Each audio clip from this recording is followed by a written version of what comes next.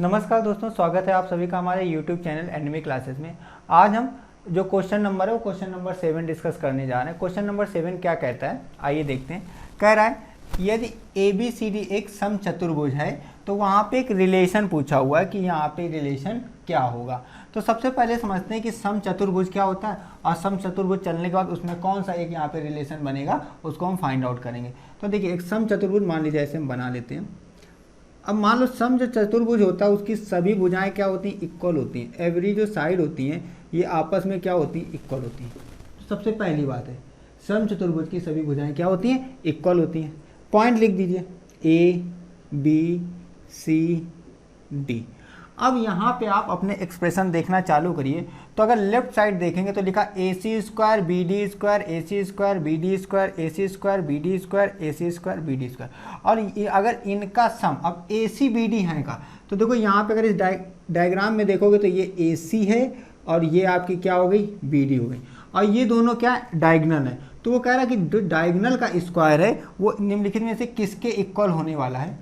अब देखो, अगर मैंने कहा सम चतुर्भुज की सभी भुजाएं क्या होती हैं, इक्वल होती हैं, तो आप यहाँ पे लिख सकते हैं कि AB is equal to BC is equal to DC is equal to AD। कैसे भी आप क्रम बना सकते हैं, ऐसे चल जाइए AB BC CD DA, ऐसे AD। तो ये सभी आपस में क्या होती हैं, इक्वल होती हैं। दूसरा सम चतुर्भुज की जो कंडीशन होती है वो क्या होती है, अगर कोई भी एक डायगोनल का आप स्क्वायर करते हैं, कोई भी एक डायगोनल का क्या करिए, स्क्वायर के कंडीशन पे चलते हैं। सम चतुर्भुज की प्रॉपर्टीज़ क्या होती हैं, तो पहली जो प्रॉपर्टी होती है कि अगर आप एक किसी भी डायगोनल का स्क्वायर करो, सपोज डेट आप AC डायगोनल का क्या करते हो, स्क्वायर, और इधर स्क्वायर ही मांग रहा है, अगर आप एक्सप्रेशन देखोगे तो वहाँ पे स्क्वायर मांग, तो ये होता है उससे संलग्न भुजाएं।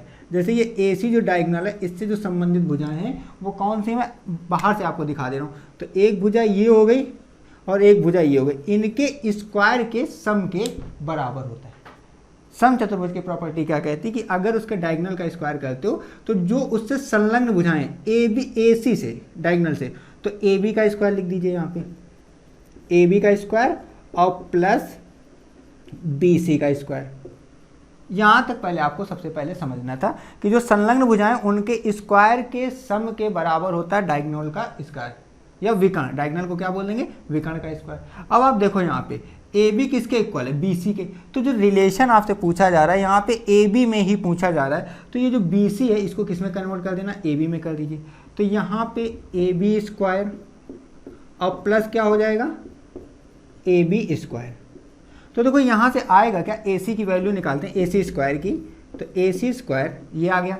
फिर लिखो तो AC स्क्वायर आ जाएगा आपका AB स्क्वायर दो बार लिखा हुआ है, सेम चीज लिखी है तो इसको लिख सकते हैं 2AB स्क्वायर। ये अब ऐसे दूसरा एक्सप्रेशन क्या, दूसरा डायगोनल जो पूछ रहा है या दूसरी जो विकर्ण पूछ रहा है वो क्या है, BD है। तो BD में रिलेशन लगा लेते हैं। अब हमें कौन सी डायगोनल चाहिए, BD।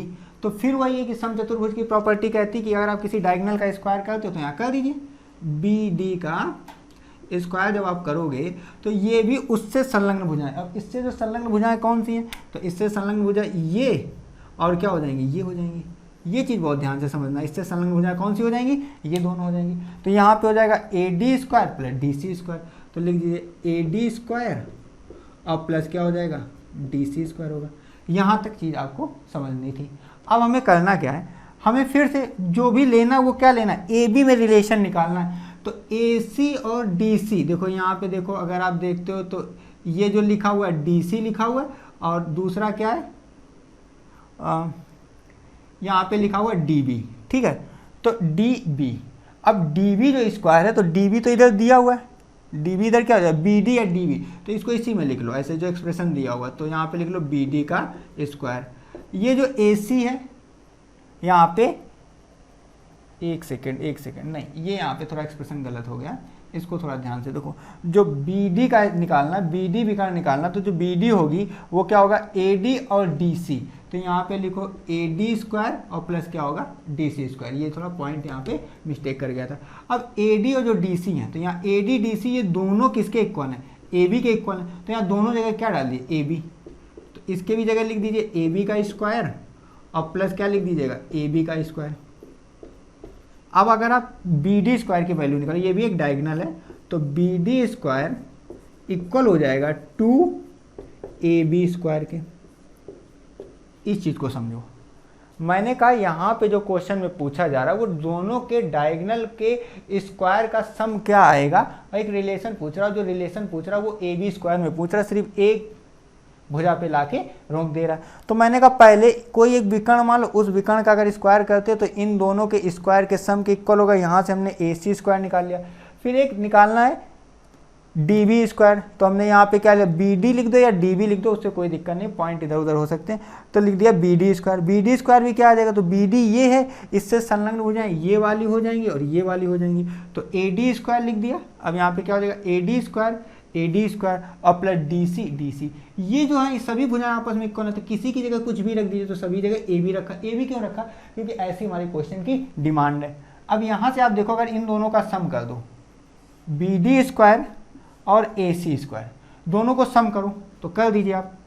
इसको यहाँ लिख देता हूँ, ac² और प्लस क्या करते हैं आप उधर से bd²। अब देखो जी ये आपका बन रहा है, यही तो आ रहा है, ac² bd², ac² bd², यही पूछ रहा है। अब ये किसके इक्वल आएगा, तो इक्वल कर दीजिए। इधर जो ac की वैल्यू वो 2ab² है, इधर भी क्या है 2ab², तो टोटल क्या हो जाएगा 4ab²। तो जो इसका राइट आंसर हो जाएगा वो क्या हो जाएगा, ऑप्शन सी। तो इस तरीके से आप इस क्वेश्चन को क्या कर सकते थे, सॉल्व कर सकते थे। चलते हैं अपने क्वेश्चन नंबर 8 पे। क्वेश्चन नंबर 8 क्या कह रहा है, दी गई आकृति में x और y के मान क्रमशः। अब यहाँ पे एक आपको आकृति दी गई त्रिभुज की कुछ, और आपको x y के मान पूछे, हमारे ऑप्शन सी ये क्या है, दिए हुए। तो देखो सबसे पहले अब यहाँ पे क्या निकालना, अगर इसको थोड़ा देर देखना चालू करो तो ये एक त्रिभुज बन रहा है। अगर मैं ऐसे करके देखूँ तो ये क्या बन रहा है, त्रिभुज बन रहा है, और त्रिभुज के अंदर दो वेरिएबल हैं x और y हैं, ठीक है।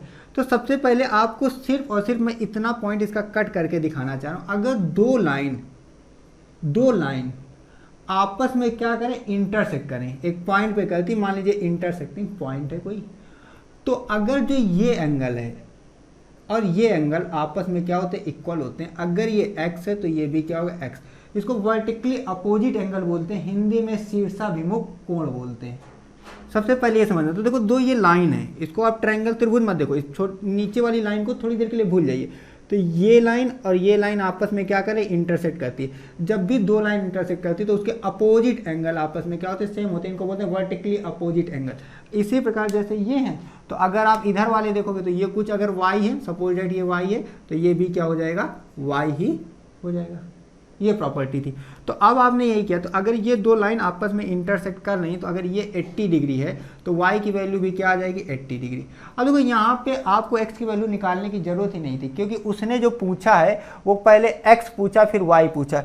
y में देखो 80 किसके पास है, तो 80 यहाँ पे भी y है और यहाँ पे भी y है। तो मतलब अभी आपको क्या करना पड़ेगा, x की वैल्यू 80 ये दिखा रहा है, और जबकि आ क्या आ रहा है आपका, y की वैल्यू 80 आ रही, तो दो जगह आ रही। तो x की वैल्यू फाइंड आउट करिए।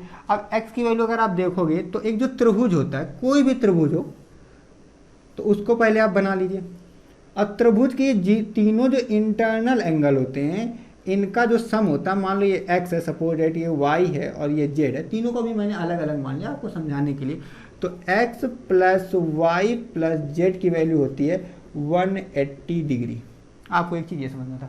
तो यहाँ पे तीन एंगल हैं, देखो इंटरनल 50 प्लस 80 प्लस एक्स, तो आप लिख दिए 50 plus 80 plus x is equal to 180 degree. अब आपको ये ऊपर नहीं देखना, ये थोड़ी देर के लिए ऐसे समझो, ये थोड़ी देर के लिए क्या हो गया आपके लिए, कुछ इस टाइप का हो गया। तो मान लीजिए इसको मिला देते हैं आपको समझाने के लिए। यहाँ पे मैंने क्या किया था, ये चीज़ इरेज की थी। अब देखो इसको ऐड करोगे तो ये कितना हो जाएगा 130।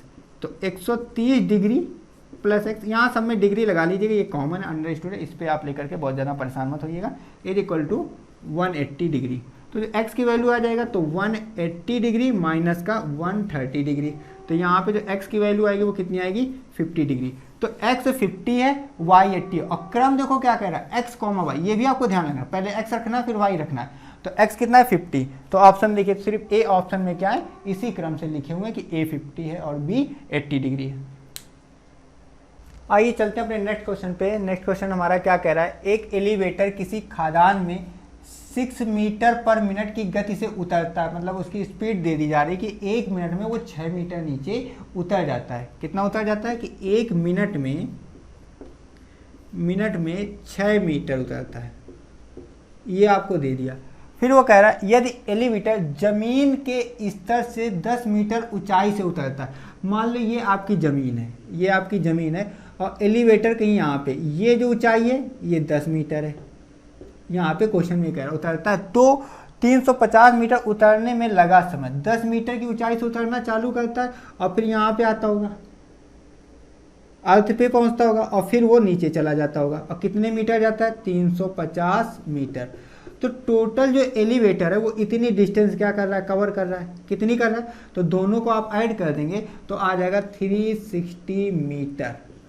इस क्वेश्चन में जो यही बात समझने वाली थी कि एक एलिवेटर है आपके पास, वो जमीन के स्तर से 10 मीटर ऊंचाई से उतरता है, मान लो ये ऊंचाई थोड़ी देर के लिए ऐसे लेट एज्यूम कर ली कि इतनी जो ऊंचाई 10 मीटर है। अब यहाँ से एलिवेटर ऐसे करके नीचे जाना क्या करेगा, चालू करेगा, ऐसे ऐसे करके ये नीचे जा रहा होगा और फिर कह रहा है 10 मीटर ऊंचाई से उतरता है तो 350 मीटर उतरने में लगा समय और ज़मीन से 350 मीटर नीचे तक जाता है। तो टोटल जो उतर रहा है एलिवेटर वो 360 मीटर की डिस्टेंस क्या कर रहा है, कवर कर रहा है। ठीक है, अब देखो अगर 360 मीटर की डिस्टेंस कवर कर रहा है तो टाइम पूछ रहा है कि भैया कितना टाइम लगेगा।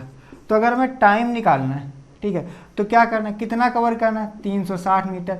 अब देखो अगर यहाँ देखिए 1 मिनट, ये हटा दूँ गलत लिख दिया है, मिनट, 1 मिनट में 6 मीटर कवर करता है। तो अगर मैं कहूँ 1 मीटर कितने मिनट में कवर करेगा, यहाँ से देखो एक चीज़ निकालता हूँ, अगर तो 1/6 मिनट कवर कर लेगा, 1/6 मिनट टाइम लगेगा 1 मीटर कवर करने में और इसी 1 मीटर से मल्टीप्लाई करा दीजिए क्योंकि ये कितना मीटर है तो बाई क्या कर देंगे 6, मतलब कि उस टोटल डिस्टेंस को 6 से क्या कर देंगे, डिवाइड कर देंगे यहाँ पे।